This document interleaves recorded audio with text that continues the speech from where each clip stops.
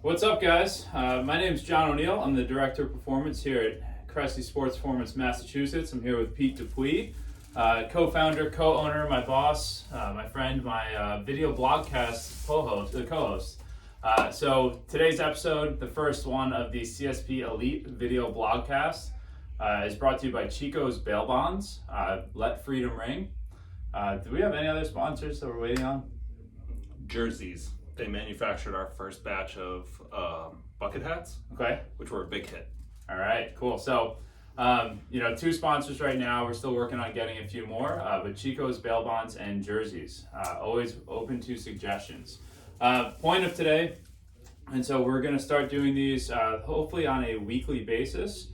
Is going to be basically short conversations, answering questions that people may have that have something to do with CSP, or random thoughts that we have that might help other coaches, future interns, athletes, enthusiasts, whoever. So pretty broad audience, so hopefully it can help you out. Today's is going to be about our internship program. And so what originally spurred this idea was we get the same internship questions or questions about our internship in our interviews that we do. And so we open it up at the end of the interview and we say, all right, do you have any questions for us? And we get the same 3 or 4 every time, so we want to touch upon those. That way, next round of interviews, we hopefully don't have to answer the same ones. Yeah, today's video is going to effectively be the video version of a Google canned response, as I think that we aren't necessarily sick of answering the same questions over and over again, but we could be a lot more efficient in the way that we distribute that information. And the first and far and away most common intern interview question we receive, and we've done together over 100, I would say, over the last couple of years, that I think has shown up in 100% of our interviews was, what does a day in the life of an intern look like here at Cressy Sports Performance?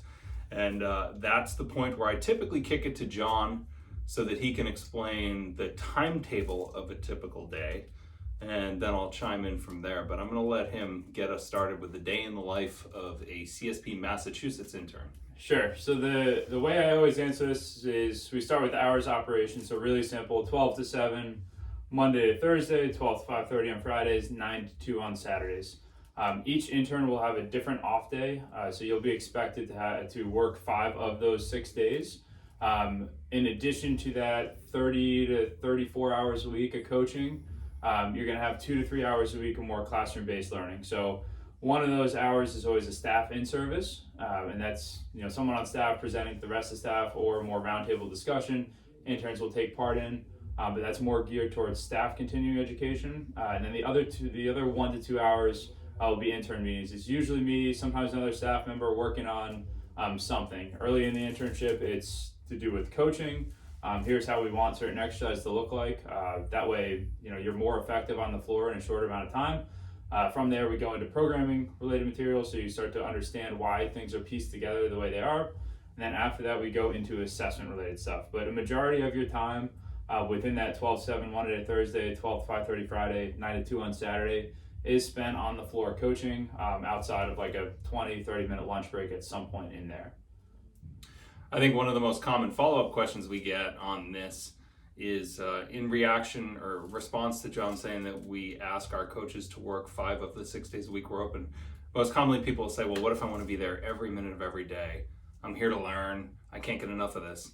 And my initial gut reaction is that you got to trust us when we tell you burnout is a thing here, especially depending on the time of year that you're interning with us.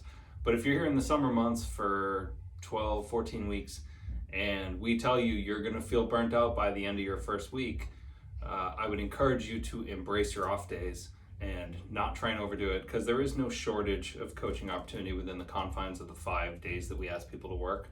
So sure, we'll let you be here 6 days a week, but it's not earning you any additional points or putting you in a better position to be thought of as the favorite intern if you're cranking out more hours than we ask of you, because we'd rather you be fresh when you're here than burnt out and here all the time. Yeah, and it's like anything. Until you actually experience what the expected week is supposed to be like, you probably shouldn't offer yourself to do more than that.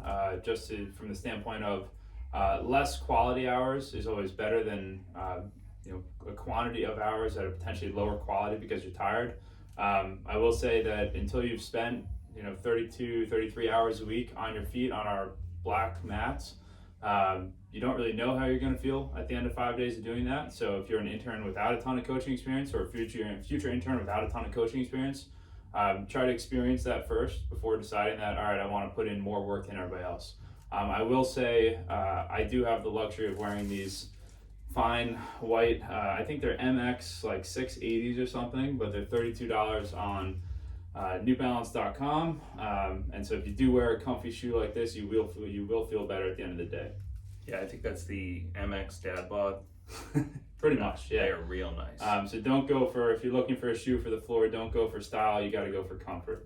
Back on track here. So within what I covered, we mentioned a little bit of talking about programming, talking about assessing. One of the follow-up questions that I feel like I get all the time is, do I get the chance to program, or do I get a chance to learn about assessments? Our paid coaches handle all of the programming and all of the assessments. That doesn't mean that you won't be involved in discussions surrounding them. And so, like, there are times when I'm working on a program and I include an intern in talking about, all right, what we're going to do with that program. There's always opportunities to sit in and watch the eval process and take part in some of the latter half of the eval process, showing different exercises to someone. But I think it does require a lot more experience than being a brand new intern to write programs and to do assessments than somebody who just showed up for the summer or just showed up for a internship semester. It's probably worthy of note as well that we do make a habit of talking programming and assessment pretty extensively during the staff in services.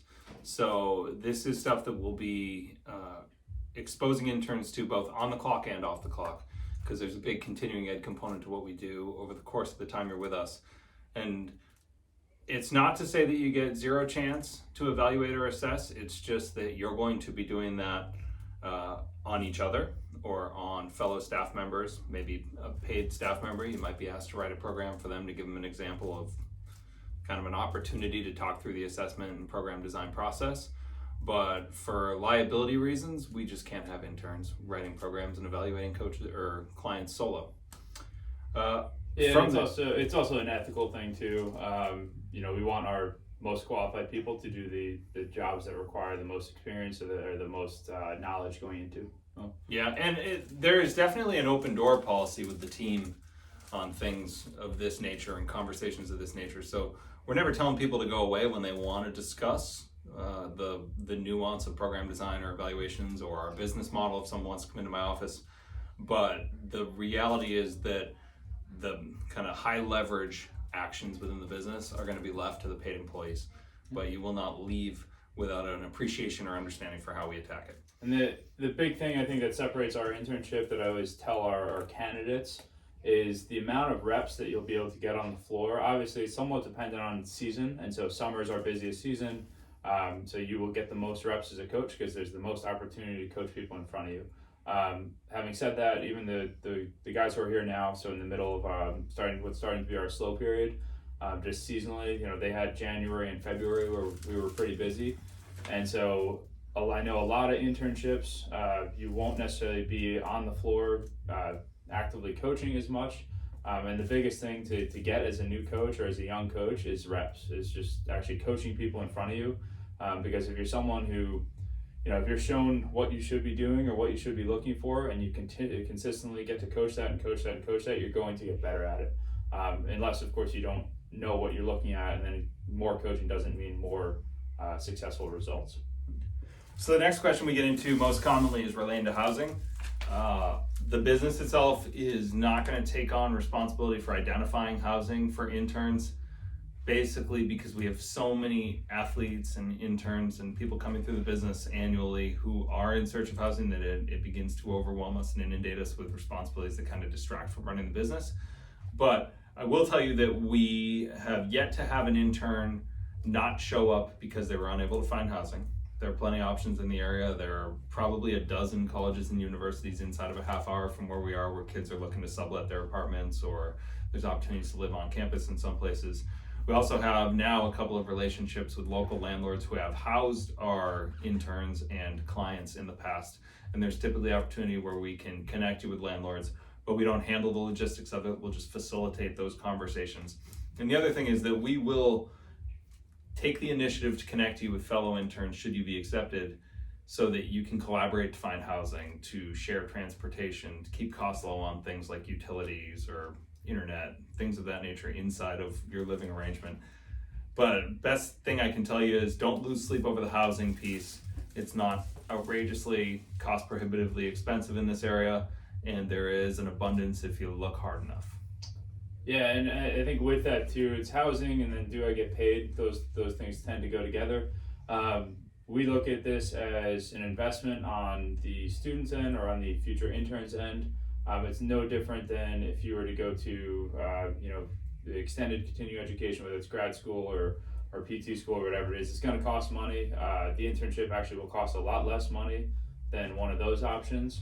But if you want to try to better yourself really in any field, you're going to have to put some kind of investment into it. And we're at a luxury, or we have the luxury of doing that just because we get enough applications. We're never scrambling for bodies. There are enough people who are willing to do an unpaid internship where they have to find their own housing.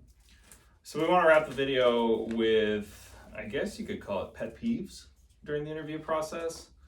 Things that don't reflect particularly well on you, and this is a cheat sheet of sorts if you're receiving this video prior to a scheduled interview. But there are a handful of things that you can do during an interview that most certainly don't help your cause, and oftentimes cost people an opportunity to intern for us. And the first one that came to mind for both of us was showing up without questions. So we always make it a point to leave ample time at the back end of an interview for the candidate to ask us questions about the business or the internship experience that haven't been clearly outlined on the internet or in a previous video or something along those lines. And there's nothing that makes you look unprepared quite like not having a question, because there's no way you have all the answers. We intentionally don't put all the answers on the internet. And there are officially now a couple of bad questions, one of which is, what's a day in the life look like? Second is, tell me about housing. And I mean, there are a handful that are now becoming off limits, assuming you've done your homework here. But come prepared to dig a little deeper and use an opportunity to extract as much information about the opportunity as possible from us, because I've been running the business in the internship since 2007. John has both run the internship program, designed the curriculum, participated in our internship in Florida, and seen it from pretty much every vantage point he can. So it would be pretty difficult to stump him. I think within that, like being successful in our industry requires being able to critically think and be able to ask yourself questions and ask questions of what you need to learn more about and ask questions of what do I need to do to help the person in front of me. So if you're somebody who right off the bat shows that you don't have any ability to critically think and ask a question that is involving doing at least 12 weeks of unpaid work and potentially moving here, I'm going to question your ability to critically think and delve deeper into other topics once we get there. So that should do it for this week's vlog. I want to thank Chico's bail bonds and jerseys. We should be back with you once weekly, answering commonly asked questions around the gym here and pontificating on God knows what moving forward. All right, thank you very much. The first episode of the CSP Elite video blogcast is complete. Let freedom ring. Yep.